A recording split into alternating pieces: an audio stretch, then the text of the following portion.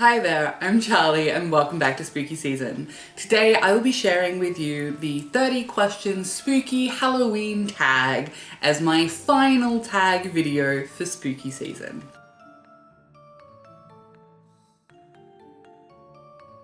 This is a big one, so let's dive right into it. Question 1. Favorite horror or Halloween themed song? This, no question, hands down, Spooky Scary Skeletons by Andrew Gold. Do you know it? If you don't, I'm surprised. I was first introduced to this song via TikTok and makeup transition videos, and I just freaking love it. Smashed it. Question 2, let's go. Question 2, name something that you wouldn't want to run into in a dark forest or an abandoned building. What a broad, bloody question, honestly. There are so many things I would not want to run into in an abandoned building or a dark forest or fucking anywhere for that matter. Trump, don't want to see him. My exes, don't want to see him, most of them. You know, there are plenty of things in that category, but I feel like it is going specifically along the more horror themed, you know. So with that in mind, anyone. If I run into anyone I don't know in an abandoned building or a dark forest, I'm scared. I don't want that to happen. I think something that could potentially be in both a dark forest and an abandoned building,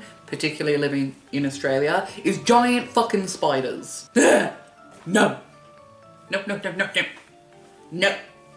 No spiders. Question 3. Have you ever played with a Ouija board? No. No, I haven't. I just feel like it's asking for trouble. Every time I have ever seen one used or referenced, bad things happen. So, no, I haven't. Question 4. Favorite horror monster or villain? Again, I don't watch horror. I watch arguably scary things, but not traditional horror. I would say in general, my favorite horror monsters are vampires. Question 5. What's the creepiest thing that's ever happened to you alone? Here's the thing. I have had my fair share, possibly more than my fair share of creepy things happen to me in life, but the majority of them were with people. I haven't had that many like creepy things happen alone. So with that in mind, I am going to tell you a story about a time that I was with people and experienced something very creepy. So back in Tasmania, I used to play a game with my friends where we would get in the car, I would drive, and I would either say pick a direction and we would just drive in that direction for as far as we could until the road ran out, or every time we got to an intersection, I would have the passengers do paper, scissors, rock, and whoever won would have a direction assigned to them. After we left an intersection, they would do it again for the following intersection. The other relevant factor to this is that we would usually do it in the middle of the night. So on one such night, I'm out for a drive with 3 of my friends, and at about 2-3 in the morning, we find ourselves in a suburb that none of us have ever come across. And it is weirdly full of scarecrows. I'm talking an unnatural amount of scarecrows. And that in itself is pretty creepy. As we were driving, we came across a road with 0 streetlights on it. And in front of one of the houses at the side of the road, someone had parked their 4-wheel drive. However, despite the fact that we could all see it was empty, once we drove in front of it and started to go past it, the high beams of that vehicle came on. And we all jumped out of our skin, basically. It was terrifying. Without question, that car was empty and suddenly the high beams were on. So we locked all the doors, did a U-turn and hightailed it the fuck out of there because hell no. No thank you. And this, coupled with the ungodly amount of scarecrows and the very late or very early hour, depending on your point of view, made this a pretty terrifying, creepy experience. Question 6. If you were dared to spend the night in a haunted house, would you? This answer may surprise you guys, given my propensity to avoid being scared, but abso-fucking-lutely I would. I love haunted things. Arguably, my family did live in a haunted house before I was born, but I have no issue with haunted houses. My biggest issue is honestly, do I have somewhere like accessible to actually sleep? Because that's my hindrance. My hindrance isn't that it's haunted. My hindrance is accessibility. Question 7. Are you superstitious? I don't really know how to answer that question, to be honest. I think it really depends on how you're defining superstitious and what the context is. I'm gonna say no overall, though I'm sure I am suspicious about some things. Like for instance, I do believe in ghosts. However, I don't believe in bad luck from opening an umbrella inside, having a black cat cross my path, breaking a mirror. I don't believe in any of that. And I don't believe in jinxes, things like that. So I guess overall I'm not that suspicious, but I probably am a little suspicious. Not suspicious. Don't be suspicious. Don't be suspicious. I think overall I would say that I'm a little bit superstitious, but not overly. Question 8. Do you ever see things in your peripheral vision? My first thought is, well, doesn't everyone? Because isn't that how peripherals work? But I do realize the point of the question. And the answer is yes. Yeah, I absolutely see things in the corner of my eye or in my peripheral vision sometimes. I will generally do a double take and discover that it was a shadow or one of my cats or something. But absolutely, it happens. I feel like that's probably pretty common, I hope. Question 9. Which urban legend scares you the most? I'm not quite sure if this counts as an urban legend or like a folktale or just a scary story, but it's the one that I'm gonna go with because it's just always at the forefront of my mind. I've mentioned before that I used to sit around sharing scary stories with my friends, and that some of them haunt me to this day, and this is one of them. It has also been referenced in other media, like I'm fairly certain it was also in an episode of Supernatural, though we had this conversation long before I ever saw that. Basically, the story goes, two young women are sharing a room or a dorm, something like that, and one of them decides to go clubbing while the other one decides to have an early night. And the one who has gone out realizes that they've forgotten their purse. And so when they come back to get it, they find that the other person they share the room with is already asleep. So in an effort not to wake them, they don't bother turning on any lights. They just quietly get their purse and leave again. The next day they come home to find that their roommate has been murdered, and in their blood above the corpse are the words, "Aren't you lucky you didn't turn on the light?" And that has terrified me since I first heard the story in grade 6 in 2007. It probably doesn't count as an urban legend, but it is one of those particular bits of fiction that I have heard referenced in different ways over and over and over again, so maybe it counts, I'm not sure. Either way, scares the crap out of me. So, question 10. Do you prefer gore or thrillers? I'm not entirely certain about the definition of thrillers. Like, psychological thrillers I find really interesting, but they do scare me. Whereas gore, if it's just straight gore, that doesn't bother me. That doesn't scare me. But if there is a gory, scary film, I don't want anything to do with it, if that makes sense. I prefer gore, I guess, to scary, but I don't know if thrillers necessarily have to be scary, but I'll go with gore for that. Question 11. Do you believe in multiple dimensions or multiple worlds? I would say yes. I think definitely yes. Even if I can't quantify it or anything like that, I really want it to be real, and I think that realistically it probably is. There is so much that we don't know or understand about the world, the universe, etc. It kind of feels foolish to assume that we're the only one. The existence of multiple worlds, multiple dimensions, I don't know, it just makes sense in a way. So I would say I definitely believe in them. Question 12. Have you ever made a potion of any sort? Yes. Yes, I have. In fact, I have made a few when I was little. None of them worked or, you know, I knew what I was doing, but that's not the question. When I was really little, I really wanted to be a witch, and I did my best at convincing other people that I was one. I was really taken with the idea of a familiar, and I also really liked rabbits. And so I had this idea that if I caught a rabbit, I could turn it into my familiar. And the way to do this would be to catch a rabbit with a magical potion that would turn them into my familiar. And so basically I used grass, paint water, and a carrot. And I kind of just painted the carrot with water and sprinkled grass on it and put it in a makeshift cage. Nothing, of course, happened. I did not catch a rabbit. It did not become my familiar. And also, for the record, I would not do that now. I realized that all the paint water is not a safe thing to try and give to an animal, but I was single digits at the time. I thought this looks kind of like a potion. This will work.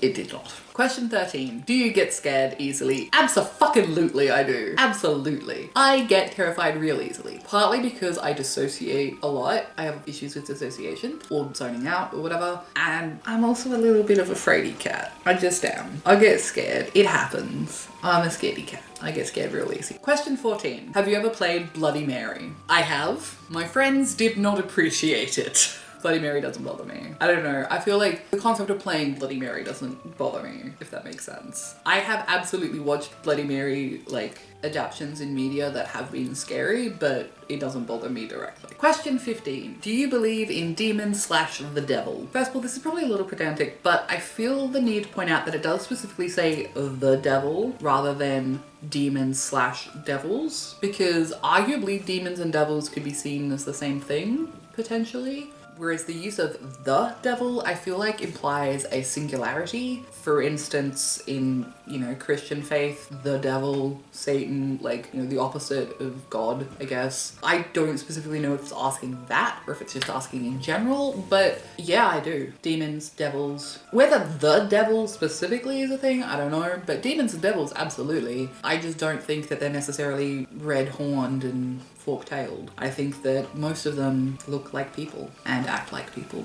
until you're alone with them. But I think if you've ever had the unfortunate displeasure of knowing a devil, you know what I mean. There are people in this world who are devils. Arguably, there are also people in this world who are angels. So yeah, I believe.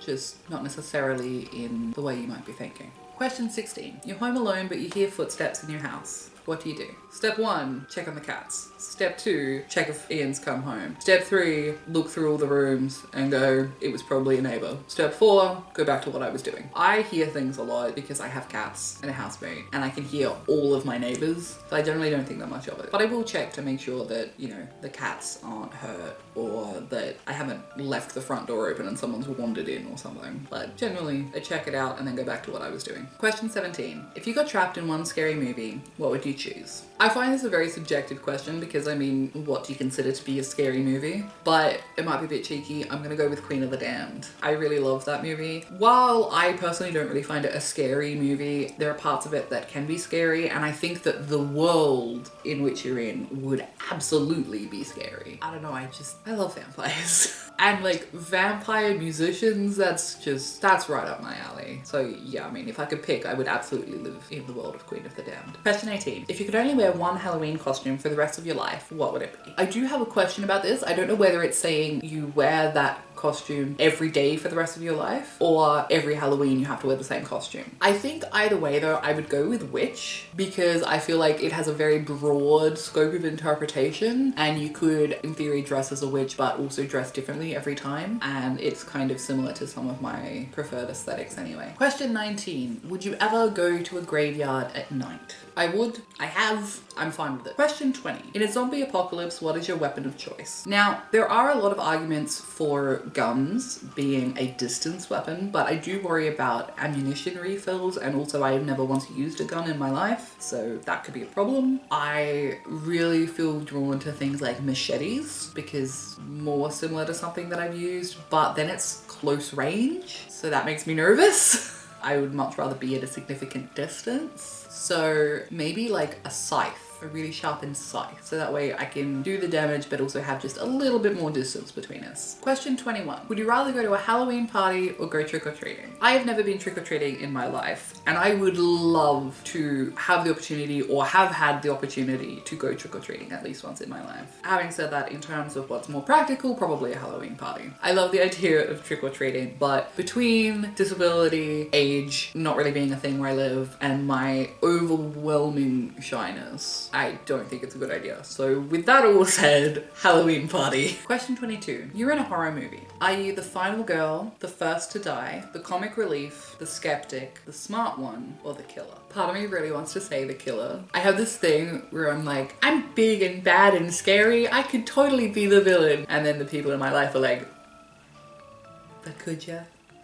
Really? So that probably wouldn't work. Realistically, I'm probably the first one to die, but I'm also probably the comic relief because I tend to fall over and get embarrassed and say silly things and do silly things and people tend to laugh at me. So I'm either the first to die or the comic relief. Possibly the first comic relief to die. Question 23. Do you have to watch something happy after you watch a horror movie so you can go to sleep? If I watch a horror movie, I will not sleep, ever again. Short answer is yes, absolutely. As mentioned in my previous Halloween tag, I have multiple sleep disorders, so I don't watch anything potentially triggering to me anywhere near bedtime. The last time I watched something scary at night, I did not sleep for at least 2 weeks. And I know that sounds like an exaggeration, but for people with chronic sleep disorders, it is a thing and it sucks. So I just don't do it. Question 24. When watching scary movies, are you the person who yells at the characters, the person who has their eyes covered the whole time, or the person who falls asleep? I'm the person who yells at the characters. I don't fall asleep. Sleep is an elusive concept to me at the best of times, and I don't really hide my eyes the whole time, but I have found that it's less scary if I point out how ridiculous they're all being and what bad decisions they've made. So I'm the person who yells at the characters. Question 25. Are you the one who gets scared or the one who does the scaring? Surprise, surprise, I'm the one who gets scared every time. However, I do sometimes scare other people. I never really like try to scare other people, but there are other people in my life who also zone out and dissociate really easily, so we do tend to like accidentally scare each other a lot, but on purpose, I'm the one who gets scared. Question 26. Favorite scary book?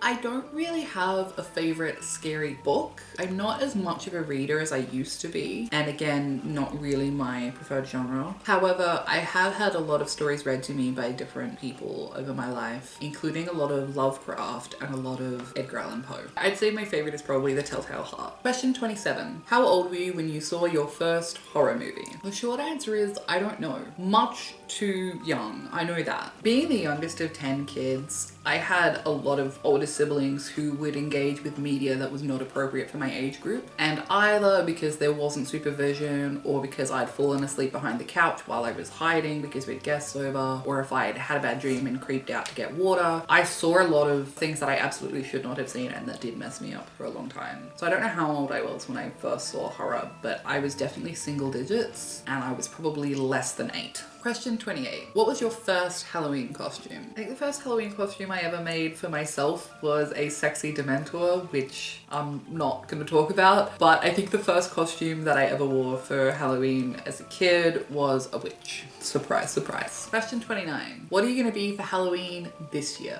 Honestly, it entirely depends on the state of my health at the time. If I am well enough to, I would love to do a full costume and makeup and everything, but if I'm not feeling up to it on the day because I am chronically ill, I will probably just wear my horns and maybe a cloak. And finally, question 30. If you could have a spooky pet, what would it be? I already have cats. I would love a wolf, but I don't think that's very practical and it's probably illegal. I don't think I would benefit from having a bat. I have always loved rats. I've had friends who have had pet rats and I would love that. But again, I have cats, so that might not work so well. Which leaves us with owls. I love owls. I always have loved owls. I have a lot of association from my childhood with owls and I really do love them. Again, I know I'm not allowed to have them as a pet, but owls. Absolutely owls. If I could, without question. And there we have it. That was the 30 questions spooky Halloween tag. Let me know in the comments below which spooky animal you'd most like to have as a pet. And if you want to do this tag for yourself, I've left all of the questions in the description. Thank you so much for watching this video. I really hope you liked it. If you did, please give it a thumbs up and hit the subscribe button so you don't miss any more spooky season coming this month. I hope you're having an amazing day and I'll see you all soon. Bye!